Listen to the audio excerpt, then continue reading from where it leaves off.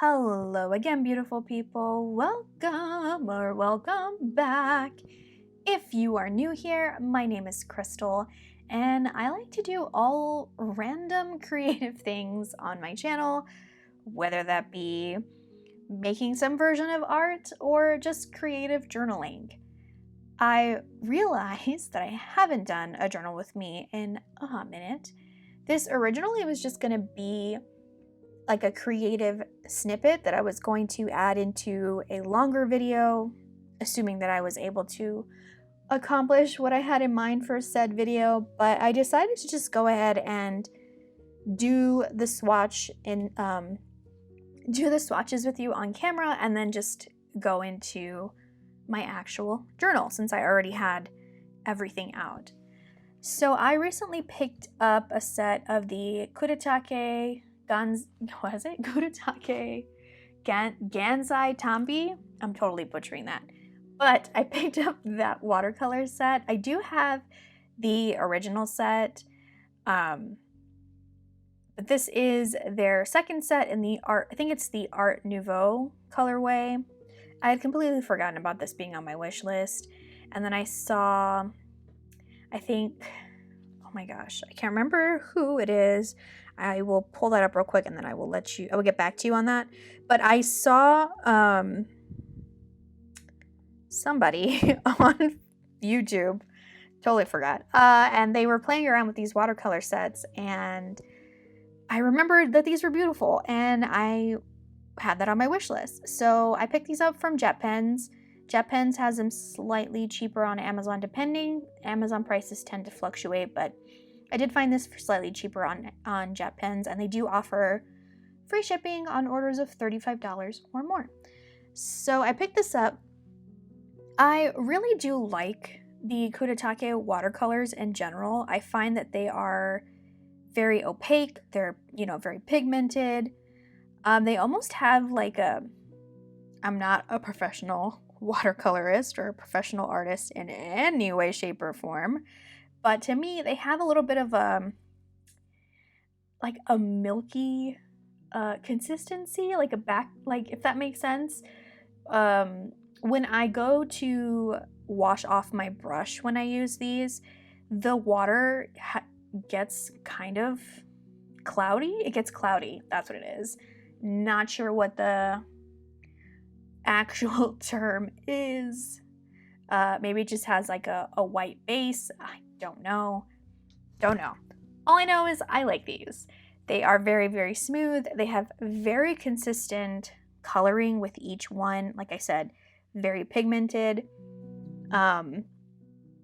which I enjoy. You won't get like granulation or things with these. It's just what you see is what you get for these watercolors. I'm trying to get back into watercoloring. I used to do it more in my creative journaling as backgrounds and like when I did doodle parts of my day, but I've fallen out of the habit, and I think it has a lot to do with space. I am a very cluttered journaler. I know I'm not the only one because I have seen posts of creators that I follow and stuff who have the same dilemma. Sometimes I just have too much stuff on my desk, so I don't have enough space to set up water to watercolor, and I'm afraid of like things spilling everywhere and just like forever ruining my journal. Because I don't use archival ink in my creative journaling. I should, but I don't because I tend to use fountain pens, and a lot of the colors that I like are not water resistant. But yes, so I think that's one of the reasons why I don't watercolor as often as I used to, but I'm trying to get back into it. So I was swatching these watercolors in 3 separate locations. I was doing it in my daily journal, my 5-year, and the actual like lid of the watercolors themselves. I will say the only downside to these watercolors is that the pans are enormous. Like, they're not the most travel friendly if you wanted to take a few. I mean, if you wanted to take like 2 or 3 with you, you totally could, but they're just so large that, yeah, it's not very like space effective if you were, stuck on a specific size, or like, limited in what you can take with you, I mean. So, yes, that's my one complaint with these. I also kept some of the packaging from the watercolor set itself with the list of the names of the watercolors. On the actual like pans themselves, I think it says the number, not so much the name of the color, so it helps to keep that around.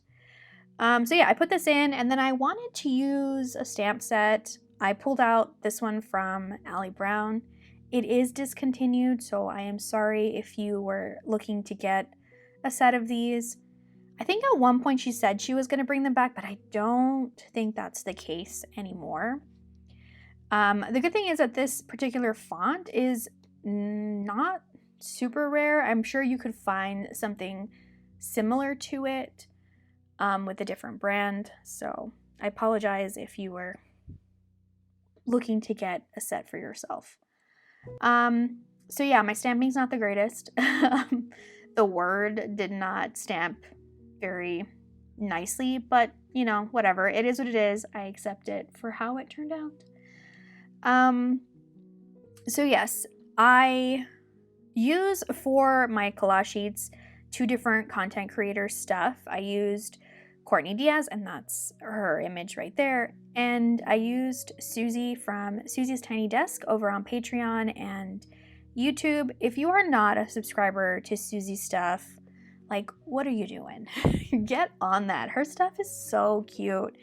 It is, I think, the perfect balance of like strange and quirky and cute at the same time. Like, I just really like just the raw aesthetic of her drawings. There's just so much like emotion and like texture happening in her artwork, if that makes sense.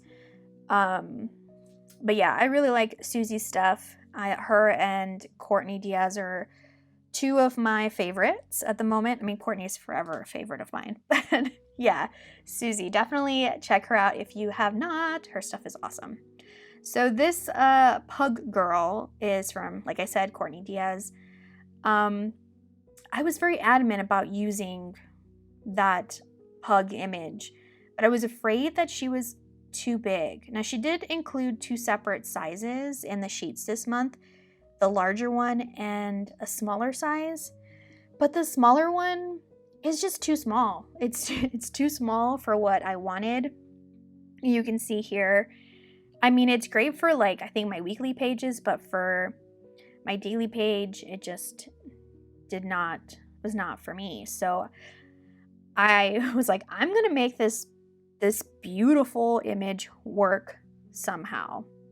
I do, and I'm actually I like how it turned out in the end, because I incorporated pieces of that image on the page from yesterday.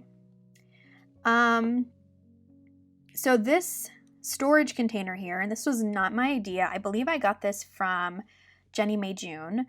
She would keep or organize her date stickers, or her days. What do you call them? Days? Day stickers? Day ephemera? I don't know. Your numbers for the days of the month, 1 through 31. She kept them in this organizer, and each little, it's almost like a tackle box. They use it for fishing bait and stuff like that, I think. I got mine at a craft store somewhere here in Germany. You can find them, I think she got hers at Walmart, but you can find them on like Amazon and stuff too. It's been super helpful in using more of my collage sheet images, because I think every month from every creator, they release days 1 through 31, and it can be a little overwhelming because obviously you're not going to use all of them in 1 month, and it's helped me see what I have available. So here, actually that number is from Jenny May June. I don't believe she has a Patreon anymore, but when she did, these were some of the numbers that she released. And I wanted to turn it into like a retro TV, because yesterday, which was Friday the 12th, I started watching the Amazon series Fallout, which is based on the video game. I've never played the video game. I know roughly what it's about, so I'm pretty much like a blank slate when it comes to the lore or the story of, you know, the history behind the game and, you know, the adaptation. So for me, the adaptation is like totally new. So I started watching that on Amazon. I didn't have the best expectations because Amazon TV shows are not always great. But I like this one. It was, I think, sufficiently violent. And I say that because I think the whole world's supposed to take place in like this post-apocalyptic, you know, think Mad Max, but with radiation and all this stuff. So yeah, I like when shows are a little more gory, sci-fi shows and stuff. So for this, I liked it. I thought it was a really nice blend of like story and practical effects and stuff. I think, I don't know, seems like a good time. I only watched the first episode because each episode's like an hour long, so I will probably continue slowly. But yeah, if you haven't checked it out, go for it. I think it's pretty good so far. Now, for this number, I wasn't quite sure how to make the 13 work because I didn't want to run out of surface area to actually journal about the day. So I decided just to trim it down to make it work. And I think that's probably one of the biggest tips I can offer people for journaling is you don't have to use your things the way that they're provided for you. So if you have a sticker that you love and you want to use but it doesn't quite fit or doesn't quite work, cut it up. Use different pieces of it, like make it work for you and your journal. And that is also what I did here with this beautiful pug lady. I really wanted her. She didn't quite fit, so I cut off her legs. And to me, I was really sad at first because the legs were one of my favorite parts. So I decided to use that on the TV to give it its own legs and make it its own little character. And I really loved how that turned out. You know, I didn't lose a part of the collage sheet image that I loved. I got to repurpose it in a way that fit my journal and that fit, you know, what I was attempting to do. So yeah, don't be afraid to cut things up. You can always print it again. And as far as the fear of ruining a sticker, there's always going to be a pretty sticker out there, you know?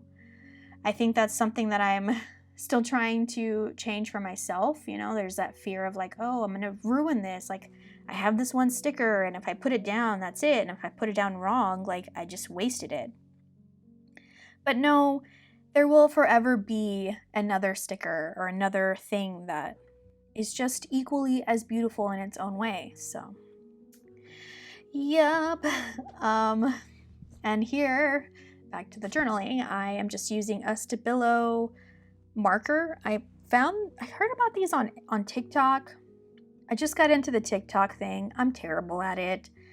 I don't make videos, but I do watch a random assortment of things. And somebody talked about doing daily doodles with these Stabilo markers. And I really, really like them. I like the thickness of the marker. They're not necessarily great for coloring larger areas because they have like a thinner tip, so it's not great for that. I prefer Tombos for that purpose, but for smaller things like the antenna of the TV, that worked out just fine.